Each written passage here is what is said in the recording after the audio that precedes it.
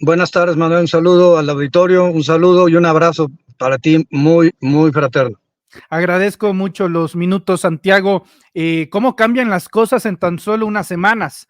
Hace unas semanas, el grupo panista hacía mofa de tu situación por haber perdido de manera momentánea la candidatura al Senado, y ahora es Francisco Javier García Cabeza de Vaca quien pierde la candidatura plurinominal como diputado federal, Santiago Nieto. Sí, primero, efectivamente me quisieron bajar a la mala, una demanda que presentó el PAN nacional, presionados precisamente por cabeza de vaca, y una demanda que presentó el PAN estatal ante el Consejo Local del INE en Querétaro, impulsados por el gobernador Mauricio Curi.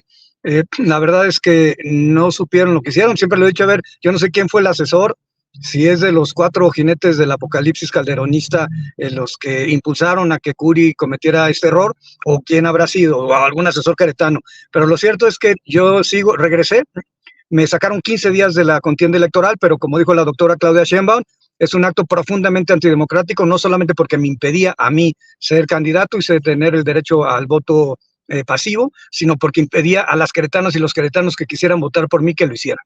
La propia presidenta Rufina Benítez en Querétaro me planteó eso, que era un desafuero queretano, porque querían hacer lo mismo que le quisieron hacer al presidente López Obrador en 2005, sacarlo de la contienda electoral, que no pudiera aparecer en la boleta. Hoy yo estoy en la boleta y Cabeza de Vaca, lo único que se hizo fue aplicar la Constitución. El artículo 38, fracción quinta de la Constitución, dice que se suspenden los derechos políticos cuando una persona se encuentra prófugo de la justicia, desde la orden de aprehensión, y lo único que se tiene que acreditar es que la persona se sustrajo de la acción de la justicia, que huyó de donde y no compareció ante ningún órgano jurisdiccional, y es lo que pasó. Hay que recordar que Cabeza de Vaca es una persona que tiene varios ilícitos ya acreditados ante la Fiscalía General de la República, que ha sido la tercera orden de aprehensión que se libra en contra de Cabeza de Vaca. La primera tuvo que ver con esta compra con el dinero de los votos de las reformas estructurales que le pagó Peña Nieto. Con ese dinero compró un departamento en Santa Fe, que después vendió en 42 millones de pesos. Después también estaba acreditado un desvío de recursos de más de 83 millones de pesos que fueron transfiriéndose de varios empresarios hasta llegar a sus manos 33 de estos millones. Por otro lado, también se encuentra denunciado por el uso ilícito de las comapas para obtener dinero, que son los consejos municipales de agua potable en Tamaulipas. Está acusado de desvío de recursos de la Universidad Autónoma de Tamaulipas, y pues la familia de Cabeza de Vaca tiene hasta este momento acreditados 28 inmuebles en México y en Estados Unidos. Estamos hablando tanto de su hermano Ismael como de José Manuel, y movimientos financieros irregulares del padre. ¿A quién me puede decir que es algo irregular que de repente tenga $500,000 en efectivo en movimiento, o un día tenga $150,000, otro día $300,000 el padre de Cabeza de Vaca? No, hay una cita pendiente por la justicia todavía con Cabeza de Vaca. Él se encuentra prófugo de la justicia, y por tanto yo coincido con la votación de 4 de los magistrados y magistradas que forman parte del Tribunal Electoral. Por cierto, ¿te acuerdas que habíamos platicado que Reyes Rodríguez era un empleado del grupo de Cabeza de Vaca? Pues finalmente se comprueba, porque fue la persona que votó porque se le mantuviera la candidatura a Cabeza de Vaca.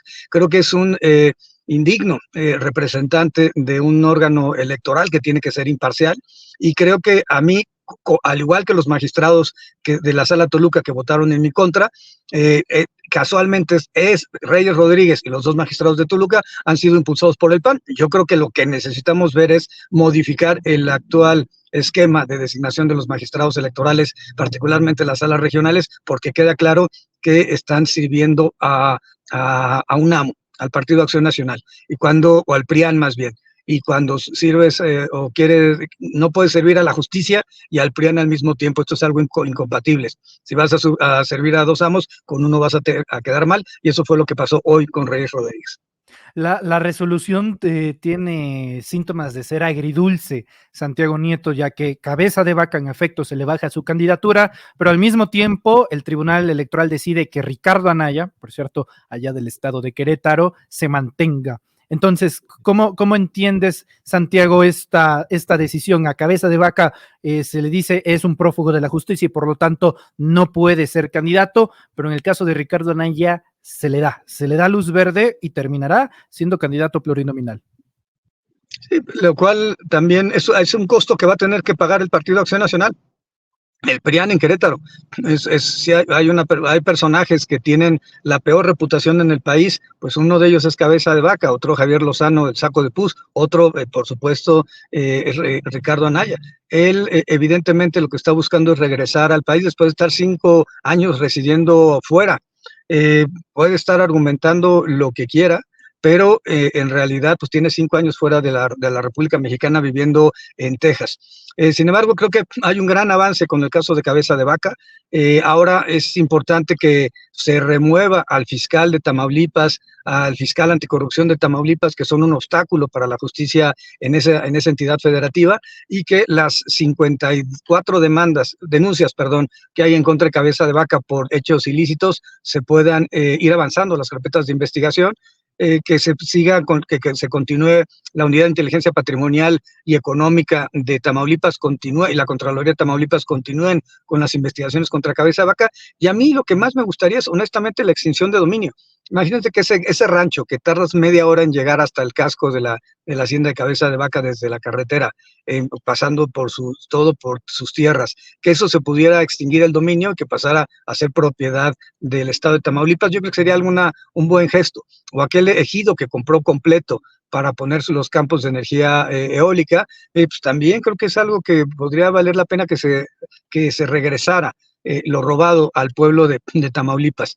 He estado en contacto con el gobernador Américo Villarreal, y la verdad es que muy contento de este resultado del Tribunal Electoral, y efectivamente al fin, llevamos hasta este momento en Querétaro me han presentado 17 denuncias, me han presentado 2 demandas y hasta este momento les he ganado todo.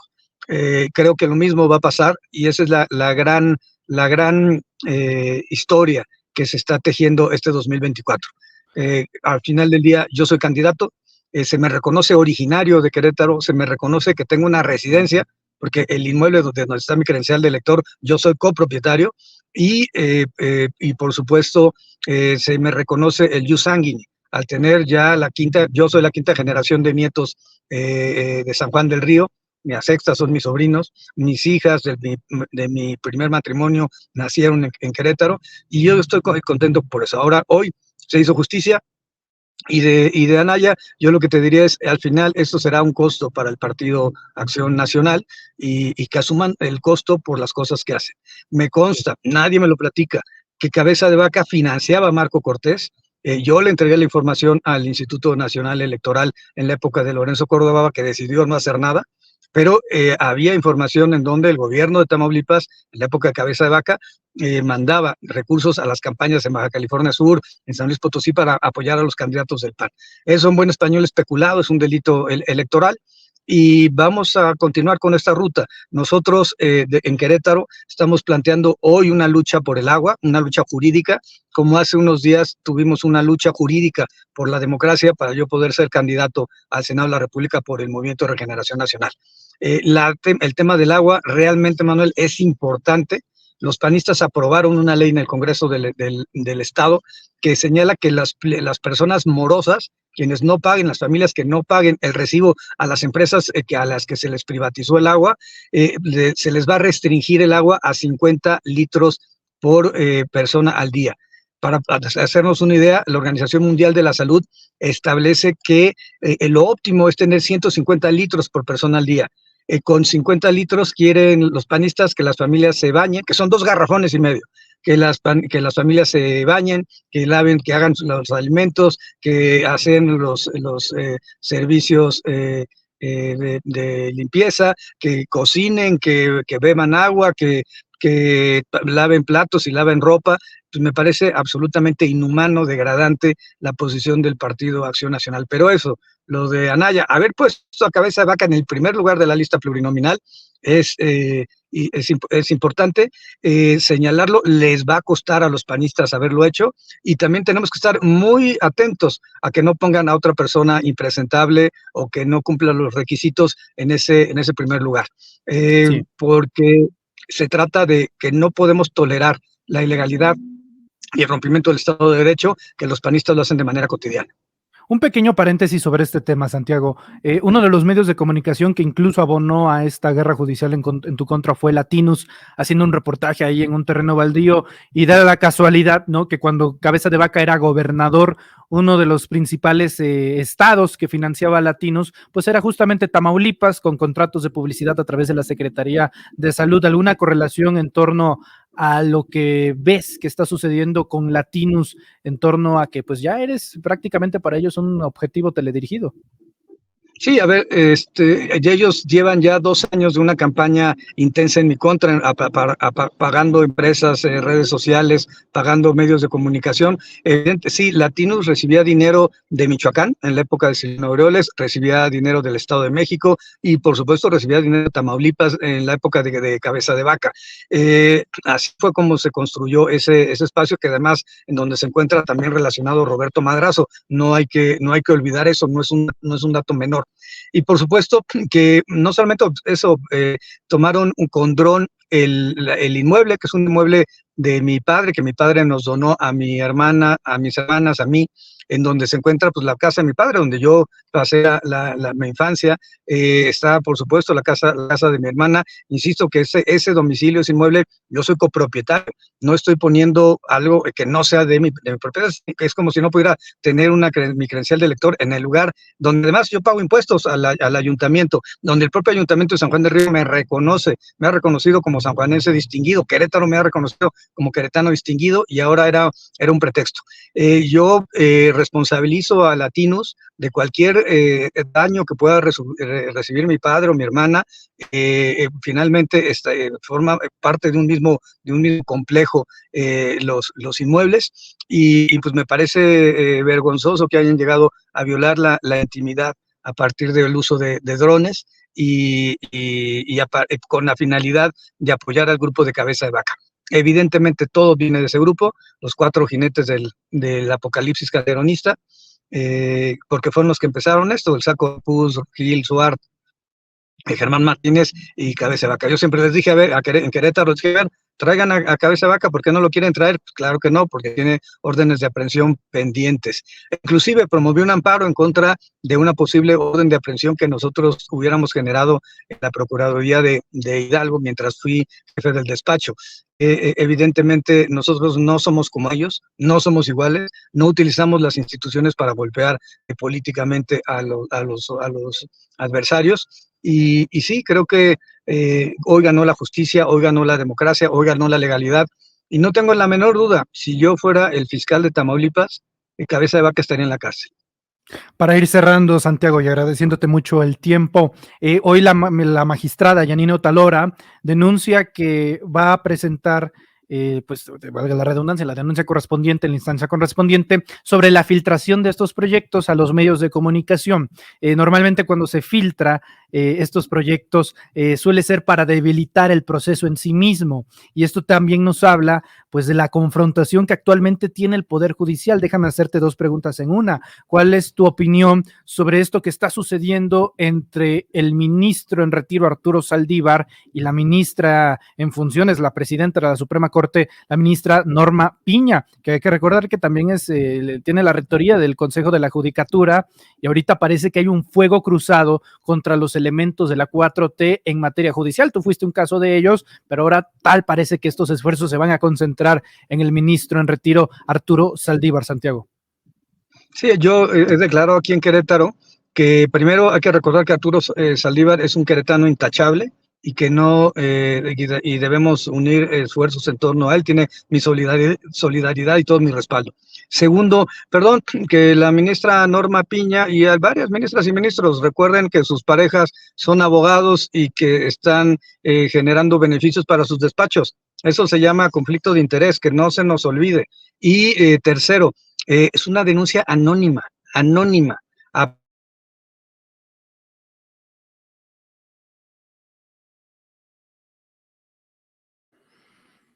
Acabamos de perder la señal con el doctor Santiago Nieto Castillo. Nos estaba comentando el tema de que la denuncia que llegó a la Suprema Corte se trata de una denuncia anónima.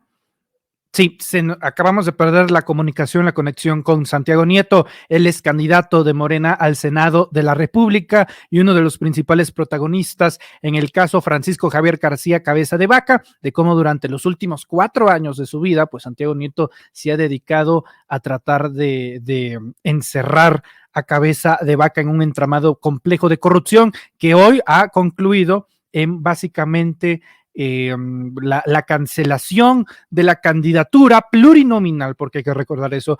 Francisco Javier García Cabeza de Vaca era un candidato a diputado federal por la vía plurinominal, no se iba a someter al escrutinio, no se iba a someter a una votación democrática, no se iba a someter a las urnas. Vamos a tratar de reconectar la comunicación con el doctor Santiago Nieto para que logremos aterrizar su conclusión, logremos aterrizar su idea. Bueno, mientras tanto retomamos la conexión con Santiago Nieto, les comento, les comparto que el tribunal ya también le fijó un plazo de 48 horas, tiene 2 días a partir de este momento el Partido Acción Nacional para nombrar a un candidato sustituto, al candidato que vaya a reemplazar a Francisco Javier García Cabeza de Vaca, exgobernador panista del estado de Tamaulipas. Les digo que hay mucha controversia en estos momentos en redes sociales, sobre todo porque la gente, desde luego que mucha gente está feliz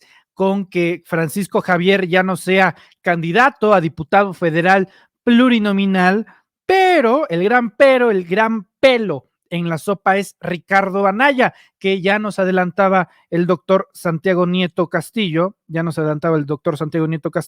que será un costo político que tendrá que pagar tarde o temprano el Partido Acción Nacional. Y yo sí quiero hacer una crítica aquí en este sentido, porque la única razón por la cual hoy Ricardo Anaya Cortés no tiene una orden de aprehensión, toda la responsabilidad recae en la Fiscalía General de la República de Alejandro Gertz Manero. Yo me acuerdo de ese caso a la perfección, no solamente porque le dimos cobertura total, sino porque cuando le dimos cobertura pasó algo impensable, y es que ya le habían dado la oportunidad a la Fiscalía General de la República, un juez federal ya había autorizado 2 órdenes de aprehensión contra Ricardo Anaya y lo único que tenía que hacer la Fiscalía General era ejecutarlas. Y de repente Alejandro Gertz Manero dejó pasar el tiempo para ejecutar esas órdenes de aprehensión. ¿Y qué fue lo que sucedió? ¿Qué fue lo que pasó? Las órdenes de aprehensión vencieron, ya no se ejecutaron y Ricardo Anaya jamás en su historial tuvo una orden de aprehensión. Bueno, pues estamos tratando de reconectar la señal con el doctor Santiago Nieto Castillo. Ya lo tenemos de vuelta, doctor. Me decía usted sobre el tema de la denuncia anónima, que esto venía de una denuncia anónima, doctor. Perdón, es que estamos aquí en Querétaro, caminando. Sí, a ver, es una denuncia anónima que a pesar de ello, el Consejo de la Judicatura Federal le da trámite. ¿Por qué sorprende esto? Primero, porque no hay una persona que impute en lo personal. Y segundo, porque lo que se ve, lo que se aprecia en la denuncia es que tomaron información de los propios jueces y magistrados y construyeron la narrativa, una narrativa absolutamente contraria a los hechos. Primero, lo que primero diría es, el ministro Arturo Saldívar es un queretano distinguido que hay que proteger. Segundo, la ministra Norma Piña y varios de los integrantes de la Suprema Corte, sus parejas son abogados y abogadas y se dedican también a llevar asuntos litigiosos. Eso en buen español se llama conflicto de interés. 3, yo lo que estoy planteando es toda mi solidaridad con el ministro Arturo Saldívar. Evidentemente es una guerra sucia, pero hay que recordar que los task forces, los grupos de colaboración y coordinación, son por obligación legal. El hecho de que hubiera reuniones con Sedena, con Marina, con integrantes de la Fiscalía General de la República, con integrantes de la Unidad de Inteligencia Financiera, etcétera, no es ilegal. Es algo que se hace en todos los países porque es una forma de coordinar las estrategias de seguridad pública. Y a mí me tocó participar en esas mesas y se trataba de casos del cártel Jalisco, el cártel del Pacífico, el terrible homicidio de la familia Levarón. Hubo muchos casos que se estuvieron analizando ahí y es mentira que fuera una mesa que se instalaba con finalidad de generar presión hacia los jueces. Yo creo que es importante una revisión profunda del sistema de justicia en el país, que toque, por supuesto, a la Suprema Corte y al Poder Judicial de la Federación, pero también a la justicia cívica, a los poderes judiciales locales, y eso es algo que nosotros vamos a estar impulsando desde el Senado. Doctor Santiago Nieto, le agradezco estos minutos, le envío un fuerte abrazo y estamos en contacto. Gracias por el tiempo, doctor. Muchísimas gracias, un abrazo. Es el candidato a senador por el